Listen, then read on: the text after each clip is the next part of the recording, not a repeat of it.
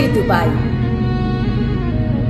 আকাশ ছোঁয়া ভবন, বিলাসবহুল গাড়ি, বিশ্বের সবচেয়ে বড় শপিং মল আর অসংখ্য পর্যটকের স্বপ্নের শহর। কিন্তু বিশ্বাস করবেন কি, মাত্র কয়েক দশক আগে এই জায়গাটা ছিল শুধু মরুভূমি, বালু, উট আর ছোট্ট ছোট মৎস্যজীবীদের বসতি। দুবাইয়ের গল্প শুধু তেলের গল্প নয়, দুবাইয়ের গল্প শুধু তেলের গল্প নয়, এটি সাহসের গল্প, দূরদর্শিতার গল্প আর অসম্ভবকে সম্ভব করার গল্প। যে মরুভূমিতে এক সময় মানুষ বেঁচে থাকার জন্য সংগ্রাম করত, আজ সেই মরুভূমি হয়ে উঠেছে বিশ্বের সবচেয়ে বিলাসবহুল শহরগুলোর একটি।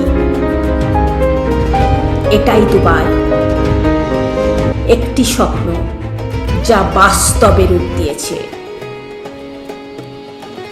কিন্তু জানেন কি,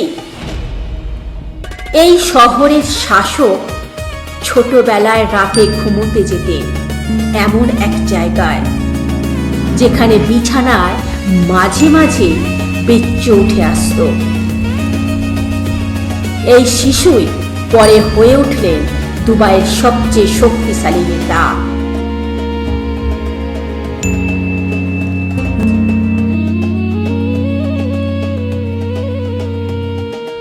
মরুভূমির জীবন ছিল কঠিন। রাতে ঘুমোতে গেলে কখনো কখনো বিছানার পাশে চাদরে উঠে আসত বিচ্ছু। শিশু শেখ মোহাম্মদ ভয় পেতেন না, কারণ ছোটবেলা থেকেই তাকে শেখানো হয়েছিল মরুভূমিতে ভয় পেলে বাঁচা যায় না। এই কঠিন জীবনে তার মনে করিয়ে দিয়েছিল এক অদম্য সাহস।